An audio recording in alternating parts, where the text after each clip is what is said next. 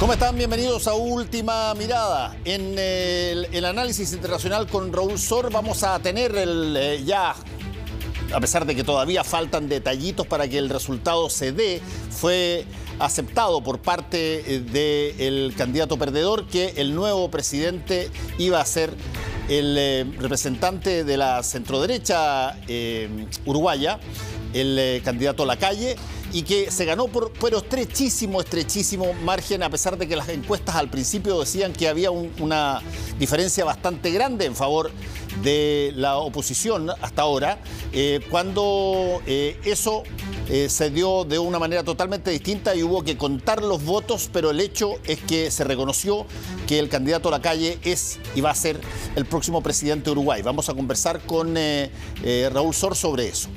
Y en el ámbito de la noticia contingente, hoy día se produjo una de esas reuniones que a veces generan todo tipo de expectativas en mucho orden de cosas y que tiene que ver con esta organización, la Unidad Social, que es invitada por el ministro del Interior, Gonzalo Blumel, a conversar en La Moneda y en vez, esta vez, de generarse una suerte de rechazo a priori, y de hecho lo habían pedido bastantes personas, incluso en el Parlamento, que no fueran, deciden ir a conversar con el Ministerio del Interior y queremos conversar justamente sobre esa reunión con una de las asistentes, la presidenta de la Central Unitaria de Trabajadores, Bárbara Figueroa. Comienza de inmediato Última Mirada. Bárbara, ¿cómo estás? Muy bien, muchas gracias por la invitación. Encantado.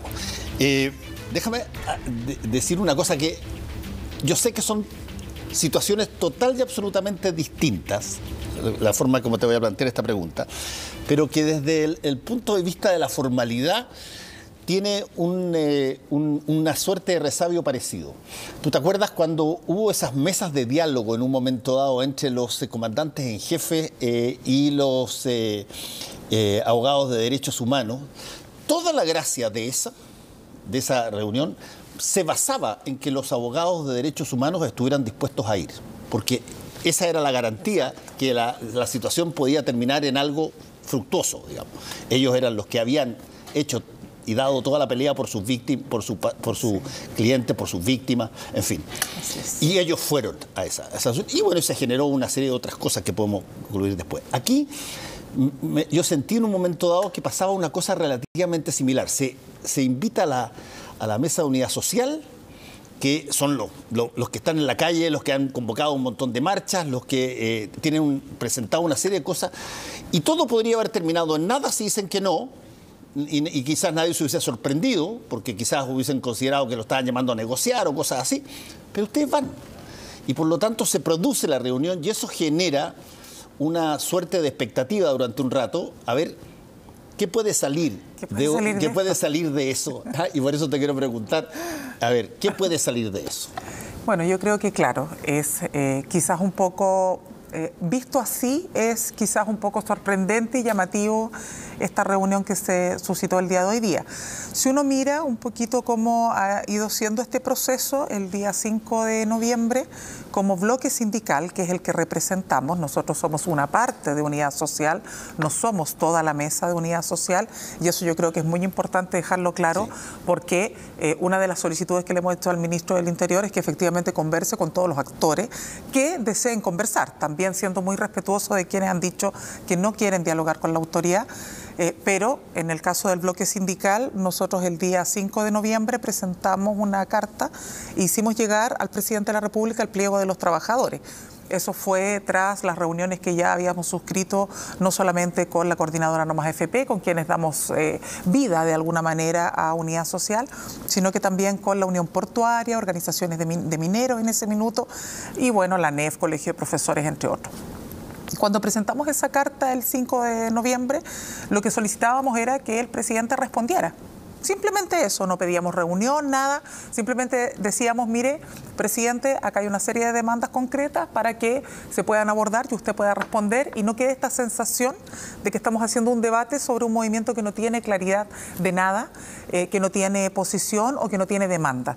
asumiendo también nosotros de manera muy objetiva y muy crítica que no podemos atribuirnos la representación de todos quienes están hoy día en las calles. También eso es un dato de realidad, digamos, es una obviedad, pero siempre es bueno decirlo, ¿no?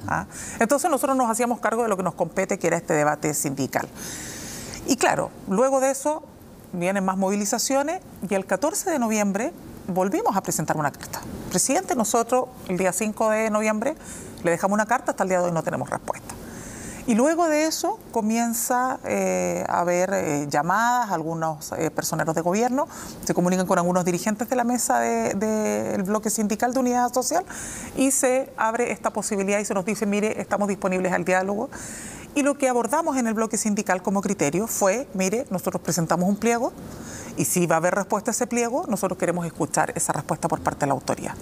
Y es a eso a lo que fuimos hoy. Por lo tanto, este es un proceso que, claro, resulta un poco sorprendente y genera mucha expectativa, sí, pero es una decisión o es parte de un trabajo que desde el bloque sindical se venía trabajando.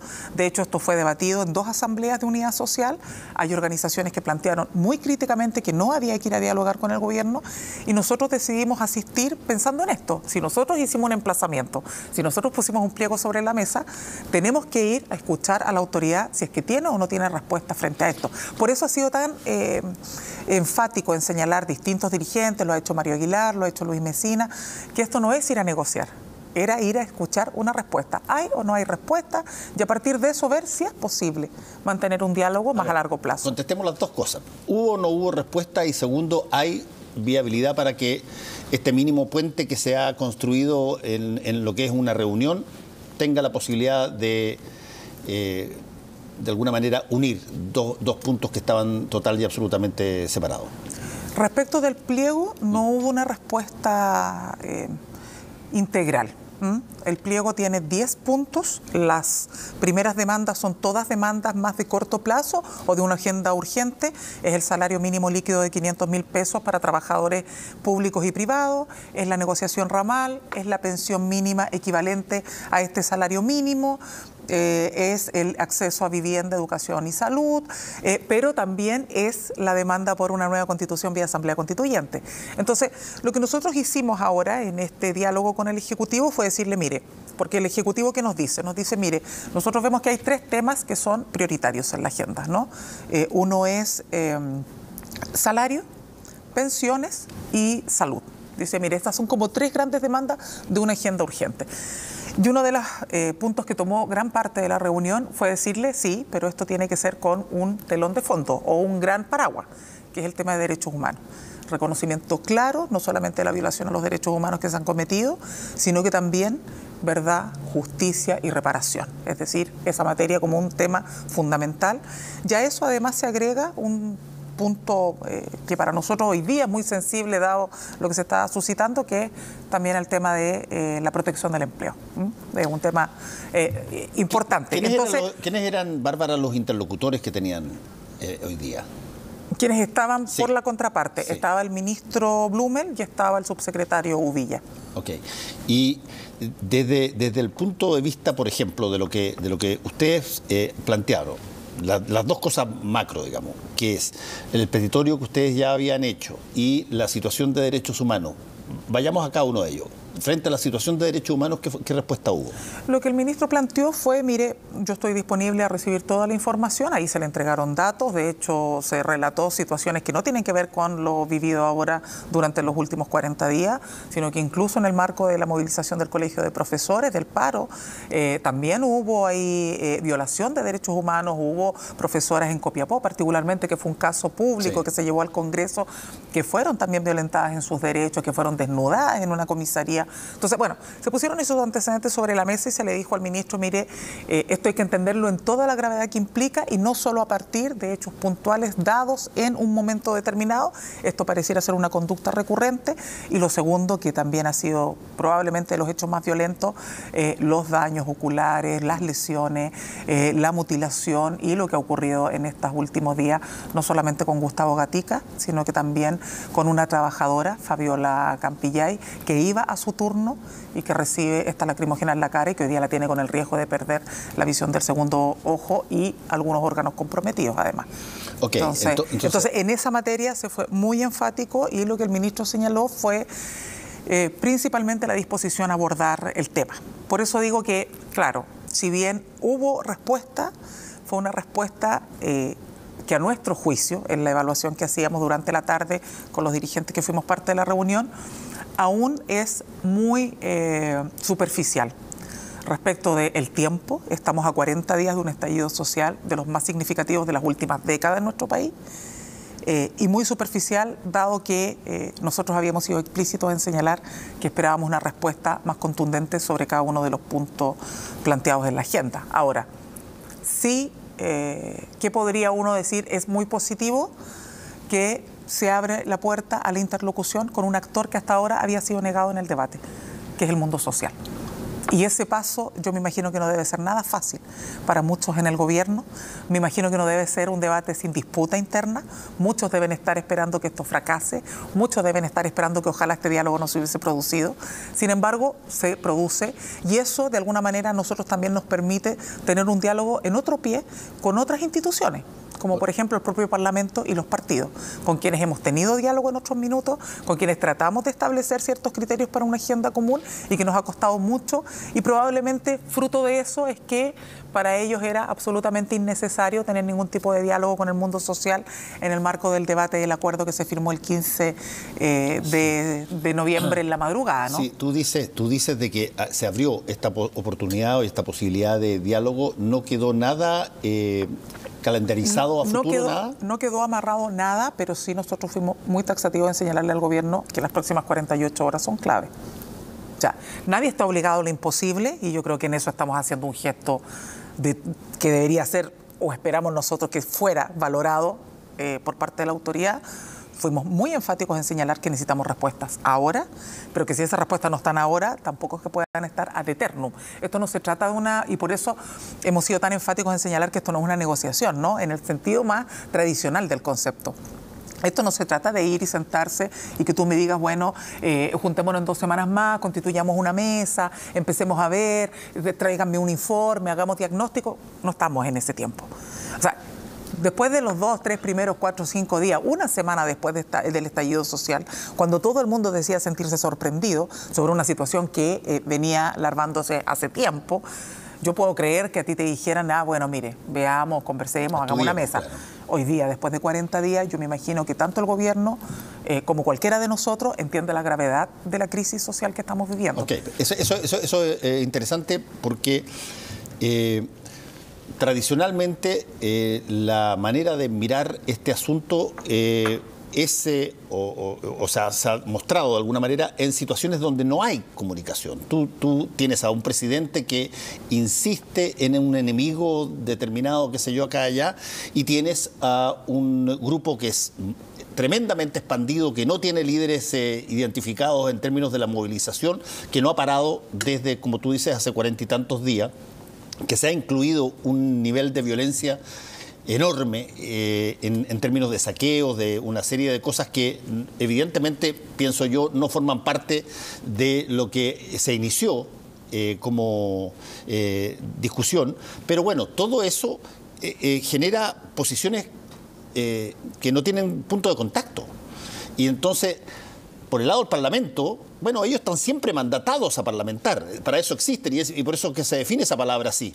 Pero en el caso del mundo sindical y en el caso del mundo social, el que se llegue de pronto a una instancia de este tipo genera de alguna manera posibilidades de establecer paralelamente relaciones o por lo menos vinculaciones en términos de intercambio de información, no estoy hablando de negociaciones, y sobre todo de que se sepa qué es exactamente lo que ustedes están pidiendo y lo que el gobierno puede dar. Entonces, desde ese punto de vista, ¿cuál es la expectativa a partir de esta relación? ¿O no hay que sacar ningún tipo de expectativa a partir de esto? Yo creo que podemos construirnos expectativas siempre y cuando, y eso fue lo que le señalamos al ministro, siempre y cuando las señales sean señales contundentes y sean señales profundas.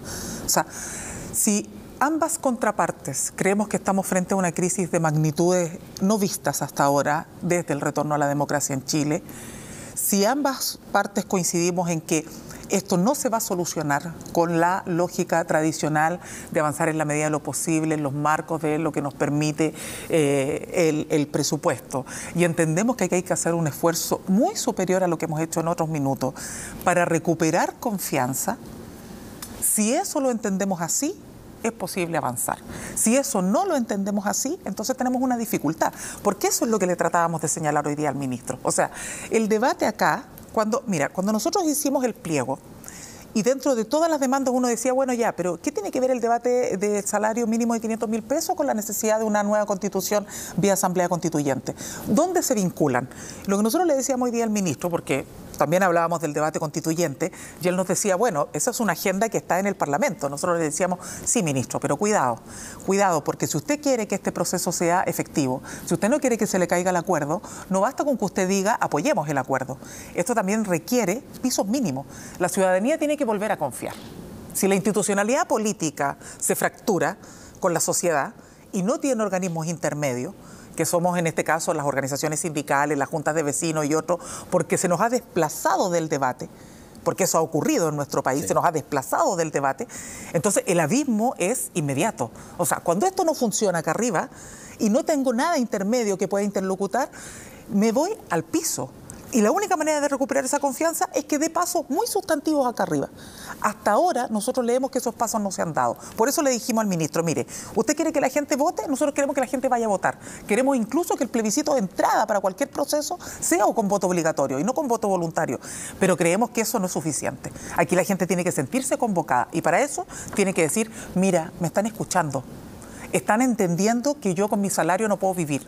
Y entonces van a hacer un esfuerzo sobrehumano para algunos, y vamos a avanzar en un salario mínimo que me permita, porque los 500.000 no es una cifra, este no es el debate del salario ético, ¿no? Es el debate que me permita superar la pobreza en base a los estándares nacionales. No estamos diciendo, mira, miremos Francia. Estamos diciendo, según la encuesta CACEN, para que una familia supere la línea de la pobreza, tiene que percibir un ingreso de 500.000, 510.000 pesos líquidos. Entonces, si damos esas señales y la pensión mínima, el debate deja de ser solo la pensión básica solidaria. Avanzamos en un sistema de reparto y nos hacemos cargo del debate de una pensión mínima que permita superar la pobreza. Si damos esas señales, ¿qué es lo que va a ocurrir? ¿Qué te pasaría a ti? ¿Qué le pasaría a cualquiera que nos está mirando? Diría, chuta, parece que de verdad se están entendiendo las prioridades, que esto es redistribución, que esto es justicia. Entonces, puedo confiar, puedo ir a un proceso constituyente, puedo ir a votar, porque entonces vale la pena. Que lamentablemente es lo que no estaba ocurriendo. Si antes de este estallido social, ¿cuál era el gran problema que teníamos? El debate en todas las instituciones, que poca gente estaba yendo a votar, que cada vez nos estábamos enfrentando a procesos electorales donde menos gente participaba. ¿Por qué? Porque no se sentía convocada, porque le daba lo mismo, porque votara por quien votara, sentía que al final del día sus prioridades no estaban en la agenda. ¿Ese es un problema del gobierno? Sí. ¿Es un problema solo de este gobierno? No. ¿Este es un problema solo del Ejecutivo y no del Parlamento? Tampoco. Bárbara. Y en eso probablemente nosotros también hemos tenido debilidad, pero yo en esto también quiero ser muy justa. Todos tenemos que hacernos responsables, pero cuidado, las organizaciones sociales y sindicales, estos temas los veníamos planteando hace rato. ¿Y qué se nos decía? Usted está loquito, usted quiere presionar a un gobierno, usted va a hacer no sé qué. Y cuando dialogaba, el problema es que era muy amarillo. Ah, no, pero es que entonces usted se está bajando. O sea, nunca podías estar en un término medio porque siempre te atrapaba una dinámica que, por suerte, esperamos nosotros hoy día, efectivamente se rompa. Ahora, hay un punto bien interesante en lo que está planteando y que tiene que ver con, de alguna manera, al singularizar determinadas prioridades especiales respecto de lo que se exige. Por ejemplo, el caso de los 500.000 pesos. Uno entiende que quizás otras materias eventualmente no pueden ser conseguidas inmediatamente. Tú por eso singularizas prioridades y dices, mira, claro, voy a estas cosas para nosotros son extraordinarias. Porque la posible reacción que pueda tener eventualmente la ciudadanía, y quizás con justa razón, es que cada cual va a ver en su propia situación aquello que le aprieta el zapato más. En algún caso será la salud, en otro caso será el ingreso, en otro caso será la deuda del hijo en el CAE y un montón de cosas. Por lo tanto, cuando tú tú estableces un grado de prioridad, de alguna manera se entiende de que esas son las cosas urgentes que hay que hacer y otras que también se necesitan en un momento dado, probablemente se tienen que esperar un poco más. Desde ese punto de vista, ¿cuál fue la respuesta a todo el petitorio, no a las cosas individuales? No hubo una respuesta, por eso digo, no hubo una respuesta integral al petitorio. Lo que el gobierno hizo fue decir, mire, hay cosas acá que yo también priorizaría, ¿no? Y es ahí donde yo diría, hay que ser cauteloso respecto de cómo sigue este proceso. Por eso trato de ser súper cauta y no cifrar tantas expectativas hasta que no podamos ya empezar a mirar un poquitito más esta declaración de buenas intenciones. Pero claro, efectivamente, mira, nosotros en el pliego tenemos 10 demandas, ¿no? Está tema de derechos humanos, está asamblea constituyente para una nueva constitución, está derecho a educación, salud, vivienda, está derecho a negociación ramal. Uno mira y efectivamente, por ejemplo, en el caso nuestro, ¿no? En el mundo sindical, para nosotros una demanda histórica el derecho a negociación ramal, ¿no? El derecho a negociación, a libertad en la negociación y en la asociación. Entendemos que ese es un debate de la nueva constitución. O sea, nosotros en eso no nos perdemos. O sea, nosotros queremos garantizar el derecho al trabajo decente, sí. Eso es un debate constituyente, para que tengamos todo el poder y eso quede en el marco de cualquier nuevo Chile que queramos pensar. Pero eso, para que efectivamente, por eso digo, para que eso efectivamente logre tener un curso viable y tremendamente democrático y participativo, requiere estas otras señales que no pueden esperar hasta ese proceso constituyente. Sí. Ahora, ¿por qué nosotros podemos decir con cierto, yo diría que, nivel de objetividad, que estas son demandas muy sentidas? Nosotros el día lunes de esta semana lanzamos el segundo barómetro del trabajo. Eso lo hacemos de conjunto la Fundación Fiel, que es la fundación de la CUT, con Mori, ¿no? Con Marta Lago. Este segundo barómetro fue a nivel nacional, fueron 1000 encuestas cara a cara en pleno estallido social. Pleno estallido social. ¿Qué datos tenemos? Tenemos datos, yo diría que maravillosos. Ahí hay mucho capital para poder estudiar este proceso. Pero uno de los datos más significativos es que frente a la pregunta abierta sobre cuáles son las demandas principales, sobre cómo se sale de la crisis y aquellas que están tabuladas, ¿no? Que tienen intención de priorización, el tema de salario, el tema de pensiones, el tema de salud, el tema de educación surgen inmediatamente como principales. O sea, están dentro de las 3 primeras prioridades. Por lo tanto, sí, es cierto, uno podría decir, cuidado, si el bloque sindical se sienta, va a decir, bueno, las demandas principales son las demandas sindicales. Si el bloque estudiantil se va a sentar, las demandas educacionales son las principales. Pero yo diría, hoy día contamos con un instrumento que es un instrumento... Nosotros no nos enamoramos de los instrumentos ni de las encuestas, pero creo que tiene un tremendo valor tener este instrumento cara a cara y donde fíjate que Marta Lago nos comentaba en la presentación el lunes que a diferencia de lo que le había pasado en otras encuestas, había mucho interés de la población de responder en este caso. Tenían muchas ganas de decir, sí, yo quiero participar, quiero opinar, quiero decir cómo se cambia todo esto. Ciertamente que el debate de la nueva Constitución está también, o sea, consultados ante cómo se sale de la crisis, el tema de la nueva Constitución está muy presente. Pero respecto de demandas prioritarias, estos temas están. Y de hecho, perdona, sí, porque es muy apasionante este debate, pero fíjate tú que el 89% de la población, cuando se le preguntó, decía que efectivamente el salario mínimo tenía que ser de 500.000 pesos. Y el 85% decía que la pensión mínima tenía que ser equivalente a este salario. Pero si tú le preguntabas a la población, ¿cuál cree que debiera ser el salario de una familia? ¿Con cuánto cree usted que podría vivir dignamente? El promedio eran 908.615 pesos. Me lo aprendí de memoria. 908.615 pesos. Eso es lo que en promedio... ¿Una familia de qué? 4 personas? Sí, estábamos pensando en una familia promedio, ¿no? Entonces, decía, ese es... Si a mí me preguntan, yo creo que más o menos ese debiera ser el ingreso familiar. Yo creo que esos son datos, y nosotros hoy día se lo recomendamos al ministro también, que revisara los datos de esta encuesta, que yo creo que son muy decidores para entender que, claro, hay muchas demandas, pero evidentemente que la demanda económica hoy día es una demanda muy sentida en la población. Ahí hay un punto que no sé, como no estaba en la reunión, te voy a preguntar así, como si que estuviera mirando, como si estuviera, claro, mirando desde arriba, desde una buhardilla. Pero de pronto...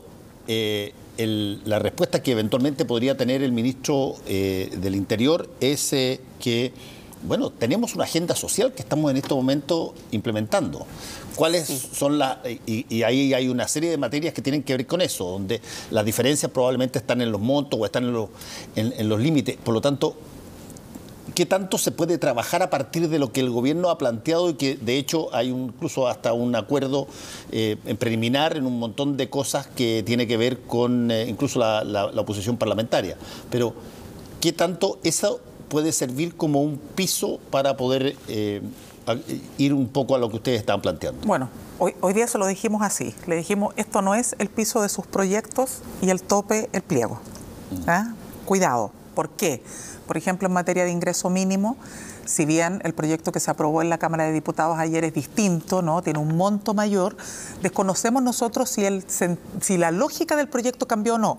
Una cosa es que cambie el monto, otra cosa es que la lógica haya cambiado. Ahí tenemos que conversar con las diputadas para tener mayor precisión, pero nosotros no estamos de acuerdo con que el ingreso mínimo sea sobre la base del subsidio, como está pensado el ingreso mínimo hoy día. O sea, lo que estamos diciendo acá es que la CPC se meta la mano al bolsillo, que los grandes empresarios se metan la mano al bolsillo, porque cuando hablamos de salario mínimo estamos hablando de eso. O sea, ¿cuáles son los dos instrumentos que permiten la mejor redistribución en los países con la desigualdad que tiene Chile? Bueno, y en cualquier país, digamos, pero lamentablemente en nuestro caso, al ser tan abismante la desigualdad, ¿cuáles son los dos instrumentos por excelencia para la redistribución de la riqueza? Negociación colectiva, y por lo tanto eso requiere un proceso cultural de fortalecimiento sindical. Y por otro lado, las políticas de salario mínimo, incluidas en ella la discusión de brechas de género, tope de rentas máximas con rentas mínimas, etcétera, ¿no? El debate de política salarial. Pero en eso el factor salario mínimo es un factor relevante. Entonces, si a mí me dicen, mire, yo quiero avanzar en un salario mínimo de 350, que en realidad tampoco es 350, es menos de 300 líquido, y lo voy a hacer con el subsidio de todos nosotros, entonces yo digo, no, señores. Cuando hablamos de salario mínimo, lo que estamos diciendo es que primero un trabajador no puede ser pobre percibiendo ingresos, que ese es el estándar OIT, pero además estamos diciendo que eso tiene que ser en base a que hay un empresario que tiene un nivel de ganancia que tiene que redistribuirla en sus trabajadores. Y, por lo tanto, todo lo demás tendrá que verlo en la negociación colectiva. Entonces, ahí lo que nosotros le estamos diciendo al gobierno es, hagámonos cargo del pliego. Y eso sí requiere diálogo con la contraparte empresarial, está bien, sí, pero tiene que ser sobre un emplazamiento, porque, perdona Fernando, pero digámoslo con todas sus letras, le ha salido bien barata a la CPC este debate. O sea, hasta ahora hemos visto que hay que meterse la mano al bolsillo hasta que duela, hemos visto que hay que tener oídos grandes, pero yo he visto poco este compromiso de decir, sí, debatamos esto aquí y ahora, o debatamos esta agenda pro retención de empleo. Mira, sobre el caso del salario mínimo, que me parece un tema interesante, sobre el caso del salario mínimo hay una paradoja. Cuando los tiempos son buenos, te dicen, mira, no toque el salario mínimo porque se puede caer todo porque está funcionando bien la economía. Cuando el tiempo son malos, no hay que aumentar el salario mínimo porque justamente son malos los tiempos. Pero en el caso macro, que se plantea muchas veces las inconveniencias de subir abruptamente el salario mínimo, es que te dicen, y eso es lo que quiero preguntarte, como lo ven ustedes, es que te dicen que al final el salario mínimo tiene mucho más impacto en las pymes y en las medianas empresas que en las grandes empresas, donde eventualmente puede un empleador a través de Twitter anunciar que va a poner 500.000 pesos a toda su personal, sin embargo no lo puede hacer una persona que tiene una pyme y que paga menos que eso. Bueno, ahí yo diría dos cosas. Primero, pongámonos de acuerdo. Vamos a hacer un pacto social donde valoremos el trabajo y le demos el valor que corresponde y por lo tanto ningún trabajador va a poder percibir un ingreso menor a lo que le permita superar la pobreza. Si nos ponemos de acuerdo en eso, luego después de eso yo vería caso pyme.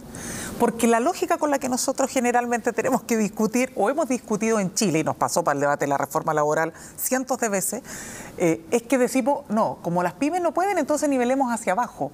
Y nosotros decimos, cuidado, si tenemos que ver la situación excepcional de mi pyme o de un sector de las pequeñas y micro, veámoslo. Si eso se puede ver por la vía, algunos dicen subsidio, otros dicen, mira, por la vía de impuestos. O sea, ¿hay mecanismos con los que se pueden despejar ese debate? Sí. Pero pongámonos de acuerdo primero si es que queremos hacer este esfuerzo. Y respecto del caso que tú citas, ¿no?, de empresarios de Quiñenco, nosotros tenemos afiliados, nosotros tenemos a la Federación de Trabajadores de CCU, afiliado a la CUT, que es del grupo Quiñenco. Ninguno de los trabajadores de la federación, ninguno de los trabajadores afiliados, percibe menos de 500.000 pesos. ¿Dónde está el problema? En los tercerizados, en los subcontratados. Entonces, yo diría, si vamos a hacer la pega, hagámosla completa. No digamos solo, yo no voy a dejar de pagarle a mis trabajadores porque eso lo tengo resuelto, ¿ah? Si hay algunos, serán muy pocos. Hagámonos cargo de las empresas tercerizadas, de las contratistas, que no pagan esos salarios y que sí les podemos exigir más y que no son pymes, que no son mi pyme. Entonces, ahí uno dice, miremos el mapa completo, miremos el mapa del mundo del trabajo completo para darle justicia a todo y no solamente nos quedemos con el anuncio de Twitter. Bárbara, se me acaba el tiempo, pero quiero preguntarte, ¿qué sigue ahora? Terminó esta reunión que tenía toda una serie de expectativas. ¿Qué percibes tú que corresponde o si que hay algún tipo de contacto potencial en el futuro cercano? Bueno, nosotros vamos a tener reunión de unidad social para informar de esta reunión mañana. Por lo tanto, ahí vamos a tener también más elementos para prefigurar qué sigue. En esto queremos ser también muy cuidadosos, porque no queremos que esto signifique ninguna dificultad ni quiebre interno. Queremos que esto sea muy dialogado, muy transparente con nuestras organizaciones, con lo que hemos construido en unidad social, porque ese es un capital muy valioso. Cuando todo el mundo vea a todos los actores de la institucionalidad política peleando, que nosotros seamos capaces, pese a todas nuestras diferencias, de ponernos de acuerdo y de poder avanzar unidos, creo que eso no es solo bueno para nosotros, es una luz de esperanza para todos los chilenos y chilenas. Entonces, en eso tenemos que ser súper cuidadosos, cuidar este espacio y por lo tanto tendremos que ver en ese espacio y en nuestras propias asambleas. Nosotros como CUT tendremos que citar a Consejo Ampliado, ¿no?, para poder ver cuáles son los pasos. Pero yo esperaría que en las próximas 48 horas haya señales muy concretas y mucho más profundas que las que hoy día pudimos ver por parte del Ejecutivo. Eso es la expectativa que yo tendría. Ojalá tengamos un llamado del gobierno diciendo, mire, vamos a no solamente disponernos, sino que vamos a tratar de avanzar decididamente en abordar estos puntos. Pero además, nosotros tenemos que, en el intertanto, ver otras señales. Por ejemplo, hace más de un mes se entregó el pliego de negociación de la Mesa del Sector Público, negociación tradicional en nuestro país desde los 90 hasta la fecha. Hasta el día de hoy no habíamos tenido ningún anuncio, ninguna luz de avanzar en ese proceso, pese a que ya se aprobó presupuesto. Y por lo tanto los trabajadores del Estado, los trabajadores públicos, los que hoy día han puesto el hombro, tenemos a trabajadores de la salud que han estado 30 días movilizados, tenemos a trabajadores que hoy día están siendo notificados de despido. Bueno, a ese contingente no tenemos respuesta alguna, por razones evidentes, no es parte del pliego de los trabajadores, pero porque tiene su propia negociación y bueno, mañana comienza ese proceso y yo espero que eso avance con mucha altura de miras también por parte de la autoridad y por parte del ministro de Hacienda. Bárbara Figueroa, te quiero agradecer que hayas venido aquí a conversar con nosotros en Última Mirada. Muchas gracias a ustedes por la invitación. Volvemos en un ratito.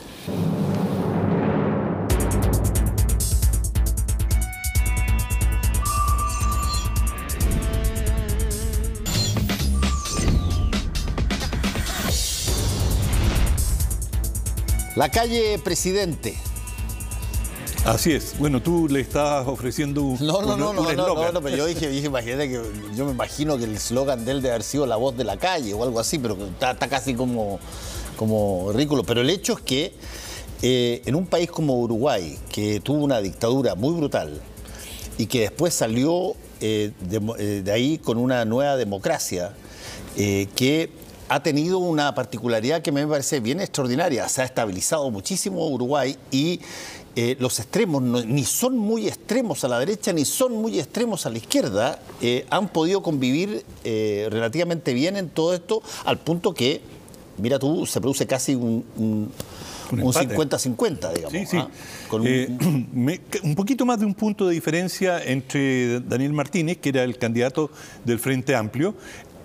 En Uruguay las encuestas no dieron pie en bola, porque todas las encuestas decían que la calle Pou iba a ganar por 8 o 9 puntos, cual más, cual menos, todos daban esa distancia y recién estamos hablando de eso hoy día, porque hubo que recontear todos los votos y en este recuento todavía había una posibilidad de que se revirtieran los resultados. En definitiva, los resultados confirmaron la tendencia y hoy día ya es irremontable la diferencia entre ambos y por lo tanto Martínez fue y reconoció su derrota y mañana se va a reunir con el vencedor y cara a cara señalarle que lo reconoce como el nuevo presidente de Uruguay, como se hace en todas las democracias y en todos los países civilizados, y tú tienes toda la razón. O sea, la política uruguaya se ha desdramatizado bastante y en Uruguay es posible tener una alternancia sin gran drama. Pero fíjate que el Frente Amplio deja el gobierno después de 15 años de administración consecutiva y en ese periodo logró éxitos enormes. Es decir, hoy día Uruguay es el país, envidia para Chile, más igualitario de América.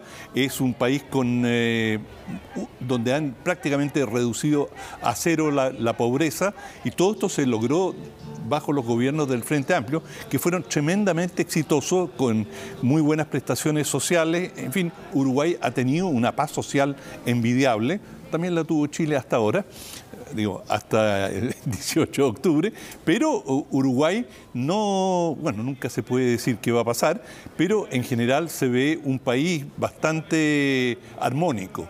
Y hay quienes critican al Frente Amplio porque justamente el Frente Amplio hizo, en política hay dos maneras de hacer campaña, positiva y negativa. La positiva es hablar de tus logros y eso fue lo que hizo el Frente Amplio, los buenos tiempos. Pero el Frente Amplio uruguayo le pasa lo mismo que le pasó a Evo Morales, lo que le pasa al gobierno chileno, lo que le pasó a Macri, se acabó incluso al gobierno de Dilma Rousseff. Se acabó el ciclo, el superciclo de los altos precios de las materias primas que le dieron a los gobiernos con distintos productos una serie de posibilidades enormes que no habían tenido y fue más de una década en que los gobiernos contaron con amplios recursos fiscales. Bueno, eso también Uruguay ha comenzado a sufrir este frenazo de la economía mundial que nos afecta a todos los países latinoamericanos, algunos más, otros menos, pero todos. En ese campo, el Frente Amplio, cuando hablaba de los tiempos mejores, hablaba del pasado. Y no se veía que pudiera ofrecer mucho en estos momentos y lo que algunos de sus críticos dicen, bueno, esta convergencia política lo perjudicó al Frente Amplio. Es decir, en vez de plantear una campaña dura, cosa que en la primera vuelta, porque esto fue un balotaje, en la primera vuelta fue todo amistad, todo buenas palabras, todo muy cortés con la oposición. Bueno, cuando pasan al balotaje, el Frente Amplio endurece su postura, no tanto tampoco, pero comienza a señalar que la calle representa, la calle Pou, porque él es bisnieto e hijo de presidentes Lacalle. Es decir, él es de una casta presidencial, por así decirlo. Su madre, la señora Pou, era senadora. De manera que él viene, pero del alma de la clase política uruguaya. Bueno, el Frente Amplio empieza a decir, esto es el neoliberalismo, esto es la vuelta a los tiempos difíciles que vivimos antes con los gobiernos de derecha. Él es, Lacalle Pou es representante del Partido Nacional o Blanco, el partido histórico del gobierno en Uruguay son los Colorados. Bueno, él es de este Partido Blanco, que es de derecha, y en particular Lacalle Pou es muy religioso, es un católico devoto. Algunos señalan que tiene contactos relativamente estrechos con el Opus Dei y que, por lo tanto, en temas valóricos, en Uruguay, que es un país muy liberal, quizás el más liberal de América Latina. Probablemente, sí. Está legalizada la marihuana. Sí. Nosotros hemos hecho reportajes sobre la legalización de la marihuana en Uruguay. Está totalmente aceptado el matrimonio igualitario, está aceptado, hay aborto. Y Lacalle Pou es totalmente contrario a todas estas políticas, aunque en su campaña él dijo se van a respetar todos los derechos adquiridos. Es decir, no vamos a revertir estas políticas. Por lo tanto, siempre tú vas a tener un elemento de interpretación y se puede aplicar con mayor flexibilidad o no, pero por lo menos, y eso fue el ánimo de convergencia que se dio en la campaña, que la derecha, y esta derecha católica militante, dijo: nosotros vamos a respetar las conquistas o los logros que se han obtenido en todos estos campos. Habrá que ver cómo se da esto, pero por supuesto que eso le bajó mucho el perfil a lo que el Frente Amplio podría haber denunciado frente a la derecha. Este es un tema, y te lo quiero preguntar no solamente para el caso uruguayo, pero también algo que hemos visto en otros lados. Este es un tema, en el caso uruguayo, de la aparición de un líder, como el caso de Lacalle, particularmente interesante, versus quien quiera que tenía que enfrentarlo, digamos, aquí hay problemas que tienen que ver con ciclos de tiempo, donde la gente encuentra, como tú muy bien decías, ya el Frente Amplio dio lo justo y cayó la cuestión, probemos acá. Porque si que tú te das cuenta, hay crecientemente una suerte de encontrón entre, y en Chile es muy, muy vistoso, entre quién lidera y tiene de alguna manera las posibilidades de acceder a los cargos más altos, o si es que acaso hay un movimiento donde los líderes están atomizados, todavía no aparece nadie que capitaliza todo eso. Bueno, el caso uruguayo es interesante porque ellos tienen un gran tejido de organizaciones sociales, por lo tanto no son tan dependientes de liderazgo o de caudillismo como ocurre en otros países, y eso lo hace también, es una de las razones por las cuales es un país tan estable. Ahora, uno de los temas que venía ganando fuerza ha sido el tema de la seguridad ciudadana. Es decir, hay un aumento de la delincuencia y, como suele ocurrir, la izquierda es menos, tiene más inhibiciones para abordar este tema y tiende a tomar a veces una perspectiva, si tú quieres, sociológica, hay que ver las causas, y bueno, pero no da una respuesta más inmediata a las posturas represivas. De hecho, tuvieron en algún momento un referéndum en Uruguay y el Frente Amplio lo ganó, y justamente la derecha estaba planteando una postura más dura, y eso fue lo que se llevó al referéndum. Y en definitiva, Lacalle Pou, eso fue lo que le permitió a él pasar a ocupar el liderazgo. Al perder la propuesta de la derecha, él pasó a ocupar el liderazgo del conjunto de la derecha. Y acá hay que señalar que, bueno, su partido obtiene por lejos la primera mayoría dentro de la derecha. Después está el Partido Colorado, pero también emerge, y esto es interesante, un partido que se llama Cabildo Abierto, que está dirigido por el excomandante en jefe del Ejército, que obtuvo cerca del 11%, con una plataforma de derecha dura, pero dura, represiva, barrer con todos estos derechos sociales, yo te diría prácticamente fascista. Y obtuvo el 11% y puede llegar a cerca del 11%, puede llegar a jugar un papel, habrá que ver, por lo pronto se sabe que va a participar del gobierno, e incluso se ha rumoreado que esta nueva organización de ultraderecha podría tener el Ministerio de Salud, pero todavía no han formado el gabinete. Ese es un punto interesante, Raúl. Uno entiende que en los países parlamentaristas tú tienes que formar coaliciones de gobierno, y por lo tanto de pronto puede aparecer un partido que tiene una característica X, o un extremo aquí, un extremo allá, que tú lo necesitas para que forme la coalición que sostiene un gobierno. Pero en el caso uruguayo, ¿qué haría que un partido como este entre al gobierno? Bueno, necesita una mayoría parlamentaria. Y para poder tener mayoría en el Parlamento lo requerirían de este partido para tener más del 50%. Y esa sería la razón por la cual estarían interesados. Podría gobernar sin ese partido, pero tendría dificultades parlamentarias porque el partido más importante de Uruguay hoy día es el Frente Amplio, que no es un partido, sino que son un conjunto de organizaciones como el Frente Amplio acá, ¿no? Y por lo tanto, ahí en el Frente Amplio están los comunistas, por ejemplo. ¿En cuál Frente Amplio? El de allá, el Uruguay. Sí. Sí. Ahora, sí, es interesante eso, porque tú probablemente vamos a tener una situación como esa en Chile también en el futuro, eventualmente. Y para eso ha habido dos tipos de criterio. O tú lo integras, que es un criterio, o porque ellos probablemente la alternativa de que voten por la oposición es prácticamente cero, los tienes casi forzados a que voten igual por ti. Y por lo tanto no tienes por qué darles una entrada al gobierno. Sí, pero es una situación incómoda. De todas maneras lo va a hacer.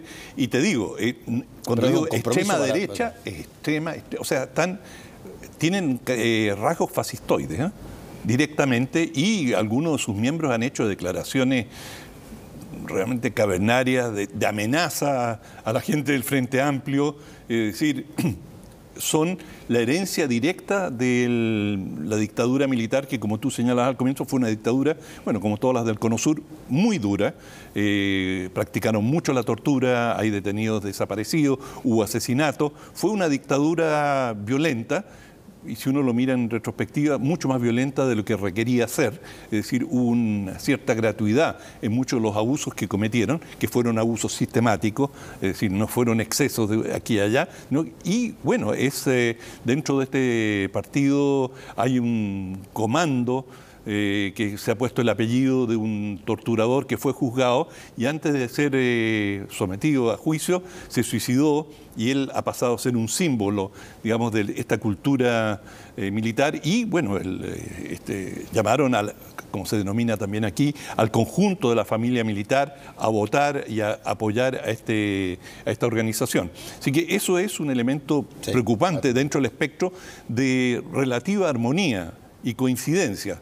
Habrá que ver cómo evoluciona esto. Hay, además del tema de los ciclos, hay una cierta vuelta del interés de Estados Unidos en la región. Y esto también se ha expresado en las campañas electorales. Es decir, han tenido ciertos candidatos respaldos externos de organizaciones que tú nunca sabes exactamente cómo están financiadas, de dónde provienen, pero han tenido respaldo tecnológico y financiero. Vamos a hacer una pequeña pausa y volvemos.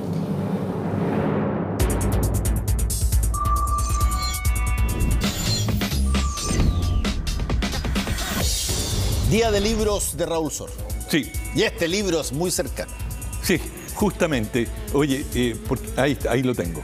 Son cuentos tradicionales chilenos de la región del Maule. ¿Qué me dices? Y esto, bueno, el martes yo no vine. Sí, no viniste. Y tú dijiste porque estaba en un compromiso social. Sí. Y el compromiso que se trataba es que estaba en Talca en el lanzamiento de este libro. Porque este libro, yo tengo que hacer una declaración de interés de entrada. Lo recopiló una muy, muy buena amiga mía, una británica, una académica, Wendy Tyndale, y ella recopiló estos cuentos y lo editó, el libro, e hizo toda la producción, alguien mucho más cercano todavía a mí, mi mujer, Imogen Mark. Por lo tanto, ya dejé en claro de que absoluta objetividad sobre el tema no tengo. Pero lo que hizo Wendy Tyndale fue en los años 70, durante la reforma agraria, y se fue a un lugar, a una aldea, a un caserío, Ramadillas del Ircay, que está como a 15 kilómetros de Talca. Hoy día es casi un suburbio de Talca, en realidad. Y allí, con estos campesinos, se quedó a vivir. Ella estaba con la Universidad Católica, estaba haciendo un estudio, y ellos le comenzaron a contar cuentos de la tradición oral. Y bueno, ella en esto los recopiló, los grabó y se los llevó. Pasó mucho tiempo hasta que comenzó a trabajar sobre ello y preparó este libro, que realmente es una joya del pensamiento rural. El libro tiene un muy buen prólogo de José Bengoa, y también una introducción de Carolina Tapia de la Biblioteca Nacional, y hacen ambos un análisis de lo que era el mundo rural en aquella época. Y te estoy hablando de peones, analfabetos, doña Isolina, que es uno de los cuentacuentos, son 5 mujeres y un hombre. Bueno, realmente es fascinante cómo se transfiguran las ambiciones, los temores, los deseos, los sueños, el ánimo de venganza hacia el patrón, pero todo esto está transfigurado en historias de príncipes, princesas, con un profundo contenido religioso muy presente en todos los cuentos, una gran fe religiosa y finalmente... ¿Y son cuentos, perdona, son cuentos así como los que uno escuchaba antes, que son cuentos de campo? Cuentos de campo, exactamente. Son el epítome del cuento de campo y en particular cuando estuvimos en Talca ayer y estuvimos con... hay un clan allá, que es el clan de los Moyanos, y qué sé yo, gente muy simpática, muy sencilla, muy directa, y que son los descendientes, los hijos y los nietos de doña Isolina, que era una de las principales cuentistas. Y son muy entretenidos, y Wendy Tyndall lo que hizo fue una suerte de interpretación freudiana, es decir, descodificó cada uno de estos cuentos y qué es lo que quieren decir realmente, o sea, qué es lo que hay... o sea, hasta el cuento y la interpretación del sí, cuento. Y la interpretación también es muy, muy interesante. Por lo tanto... Fue una experiencia, yo me alegré mucho de estar en ese lanzamiento. Gente, realmente, aprovecho de saludarlo, debe estar ahí todo el clan moyano mirando. Aprovecho de saludarlo y agradecerle a la gente muy cálida, muy cortés. Así que es un libro que, dicho sea de paso, no está en librería, pero lo pueden obtener a través de, escribiendo a la página web de Última Mirada, y ahí están todos los detalles de cómo obtener el libro gratuitamente, lo pueden bajar y los datos están en la página web de Última Mirada. En nuestra cuenta de Twitter, exacto. Que es el @ultimamirada. Eso es. Muchas gracias, Raúl, y vamos a pegarle una lecturita a los cuentos tradicionales de la región del Maule. Eso es. Y con ustedes, acuérdense que mañana tenemos la edición especial de Última Mirada que se llama Hoja en Blanco con Mónica Rincón, que está estructurada sobre la base de hacer pedagogía constitucional, si se puede decirlo de alguna manera, en torno a el proceso constituyente que está comenzando, y hay invitados y vamos a ver determinadas manifestaciones en la historia, situaciones que tienen que ver con distintas preguntas que la gente se hace en la calle y cómo estas pueden ser respondidas a través del proceso constituyente. Todo eso también mañana en Hoja en Blanco. Que tengan buen fin de semana.